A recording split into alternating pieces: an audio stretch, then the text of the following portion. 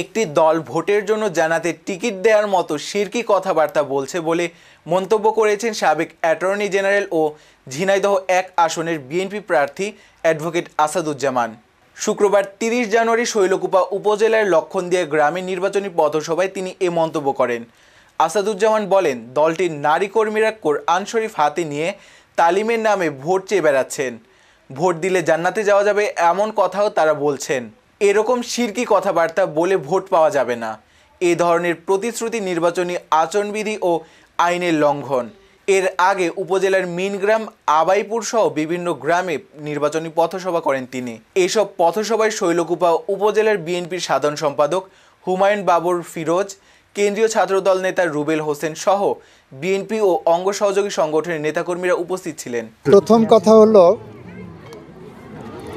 Vote নিয়ে আমি কোনো সংশয় দেখি না, কোনো ষড়যন্ত্র দেখি না। বাংলাদেশ আজ ভোটমুখী, বাংলাদেশের মানুষ ভোট দিতে উন্মুখ হয়ে আছে। সুতরাং কারোর মনের মধ্যে যদি ভোট বানচালের কোনো স্বপ্ন থেকে থাকে, ওটা স্বপ্নই থেকে যাবে, কখনো বাস্তবে রূপ পাবে না। সুতরাং জাতীয়ভাবে ভোট নিয়ে আমি কোনো সংকটের সংশয়ের আশঙ্কাই নাই। দ্বিতীয়ত হলো, শৈলকুপায় সন্ত্রাসের রাজত্ব ছিল এক সময়। আপনারা যারা উপস্থিত আছেন তারা জানেন, গত 17 মাসে শৈলকুপার থেকে শান্তির জনপদ আর কোনো জায়গায় বাংলাদেশে ছিল বলে আমার জানা নাই। বিচ্ছিন্নভাবে দুই একটি ঘটনা যদি কেউ ঘটানোর চেষ্টা করে, সেটা আমি বিশ্বাস করি আইনিভাবে মোকাবেলা করা হবে।